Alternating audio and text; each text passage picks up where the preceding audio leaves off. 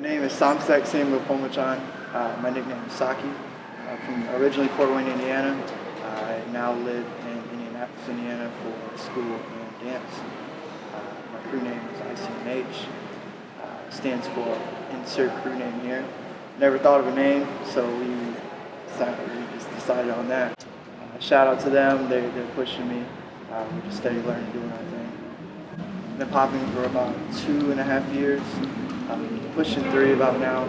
First jam I went to, Aqua Boogie was there. And you know, back then all I used to dance to was dubstep. Just dubstep all the time, this and that. And you know, the really old, played out waves that you see all the time. And then when I seen Aqua Boogie hitting these waves, I'm like, damn. I was just like, it blew my mind. So from that point on, like I was training waves here, and I bought a few tutorials on the way.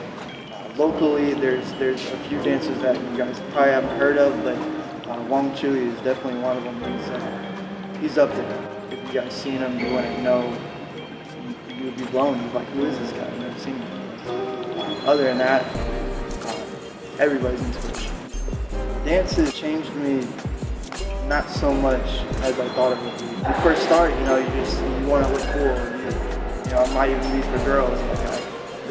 You go to high school dances, you want to just get out there, you got the backflip guy just for their attention. Over time, it just, you know, it's let me become confident in myself outside of dance. You know, things carry over where before, you know, I don't want to get in front of people. Nobody really likes to be put on the spot. You get in a battle, you get in a cypher, or you get in just a session on your own. You're not thinking of anything, you just feel good, and by the time I'm done, the stress is gone. I feel good. You know, it's definitely a great way to keep a clear mind.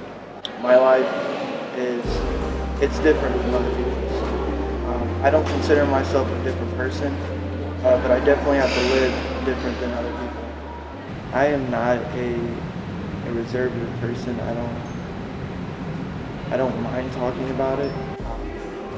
I get in situations where people, and you're just like, oh, like you don't understand. Like I could just be walking to Taco Bell, and you know, it could be a girl man just come up to me like, yo, what's wrong with your face? And I just like, man, like you want me to put this table on? Like I'm just trying to get some Taco Bell, man, leave me alone. You know, if you're going to ask me what happened, even if I don't know you or I do know you, if you see me at a jam, go for it. I don't care. But be polite about it. You know, that's the lifestyle I have to deal with. It happens. It definitely does. You know, you get those days where you're just like, God, this is terrible. And then you just, for me, I get home and I dance and I'm just like, man, why it is? Put it behind me, you know, move on. It is what it is. As far as my mental state, definitely a lot of burn victims I have met who don't handle it well. So it is a struggle. I do understand the struggle. It's not easy. The fire actually happened on December 11th, 1994. So I would have just been turning about 8 months.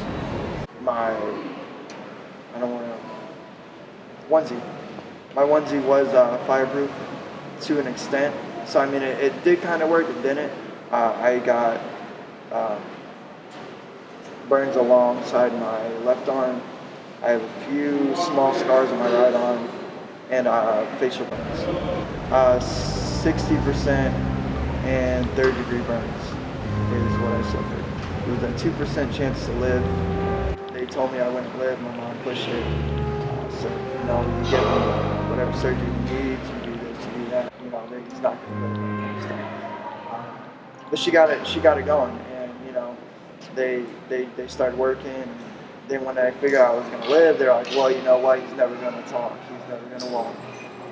He's going to have a mental disability. He won't live a happy life, that kind of stuff. But my mom put me through the physical therapy, the surgeries, and it was definitely an experience for her. I am thankful for what she's done. From that time on, things just went up, you know. It went slow, you know. I didn't learn how to talk until 4. I knew sign language. I only ate mashed potatoes, applesauce. Couldn't walk, you know. But over time, it just grew. It grew. It grew. You know, the blessings are they're hard to see until you really look back on things and you're like, man, I really am blessed. There was a time in my life where, you know, people just got in my head like, no, don't do this, don't do that. Why are you doing this? Why do you look that way? Why, if God loved you so much, why were you in the house fire? You know, they got stuff in my head where I was just like, you know, they're right. Like, if that's the way it is, then why is it? I will get these people who say no, it's stupid. You know, the whole no thing is just, it's ridiculous. You know, you can do whatever you work towards. And although I haven't accomplished these things that prove that statement true, I definitely know that the work that I'm putting in now will pay off. But you know, as I grew older, I started to realize, like, man, I have a lot to be thankful for. I believe in God. I definitely feel that those moments, you don't really know what to think. But I know without a doubt that God has put me here for a reason. And at the same time, with me being here, you know, it's not, you don't want to waste it. You know, you're not. I was saved, and I'm gonna make the most out of it.